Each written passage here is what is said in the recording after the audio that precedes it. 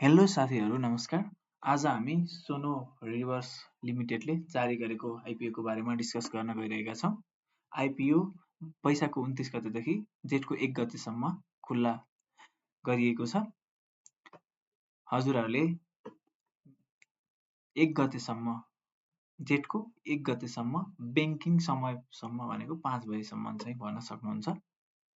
र यसको टोटल क्यापिटलको कुरा गरौँ, यसको चाहिँ जारी पुँजी 93 करोड 75 लाख रहेको छ, जसको चाहिँ 20% आम सर्वसाधारणको लागि चाहिँ छुट्याइएको छ।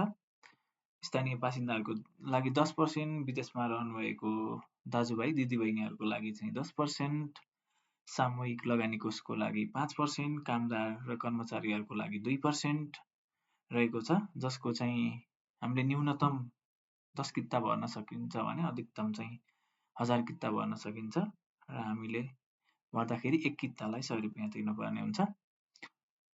अब यसको आयोजनाको बारेमा सरसर्ती जानौँ।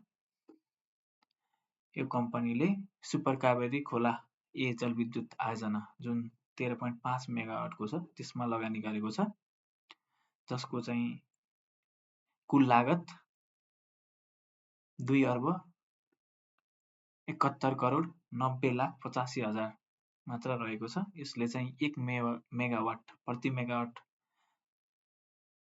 बिजुली बाल्न भनौँ न, बिजुली बाल्न चाहिँ 20 करोड 14 लाख 14 हजार खर्च गर्दछ।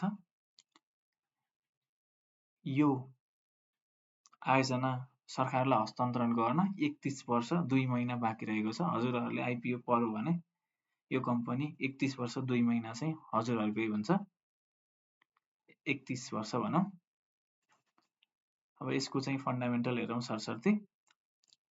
यसको चाहिँ प्रति सेयर नेटवर्थ चाहिँ बुक भ्यालु नि भन्छ यसलाई। 79-80 मा चाहिँ 100.59 रहेको थियो, 80-81 मा 100.87 थियो, 81-82 मा 105.06 रहेको छ र पछि चाहिँ प्रक्षेपित 82-83 मा 107 पुर्याउँछ भनिएको छ र 83-84 मा 116, 84-85 मा 128 भनिएको छ। यो प्रति सेयर आम्दानीको बारेमा डिस्कस गरौँ। 79-80 मा 0.42 रहेको छ, थोरै नै हो यो। 80-81 मा 0.75, यो थोरै नै थियो। 81-82 मा 4.98 रहेको छ। अब यो आइपिओ ल्याउने भएर बढाएको होला। र पछि प्रक्षेपित 82-83 मा 7, 83-84 मा 9 र 84-85 मा 11 पुर्याउने भनिएको छ। यसको क्रेडिट रेटिङको डिस्कस गरौँ। यसले चाहिँ क्रेडिट रेटिङमा चाहिँ बिबी पोजिटिभ पाएको छ, जसलाई चाहिँ मोडरेट रिस्क भनेर क्लासिफाई गर्न सकिन्छ। यसको इस्यु म्यानेजर चाहिँ सानिमा क्यापिटल रहेको छ।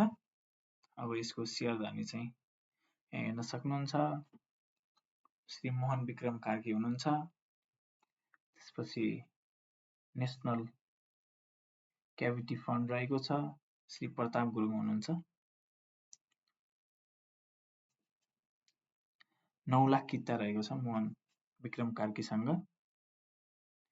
श्री नेसनल इक्विटी फन्डसँग पनि सोही रहेको छ,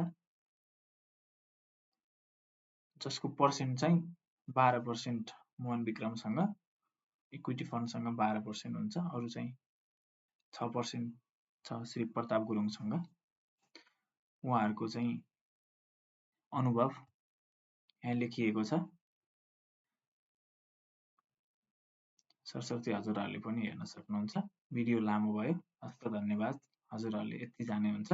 यदि आइपिओ पर्यो भने र पछि सेकेन्डरीमा किन्नु पर्यो भने र हजुरहरूको माग भयो भने म फेरि बनाउने छु।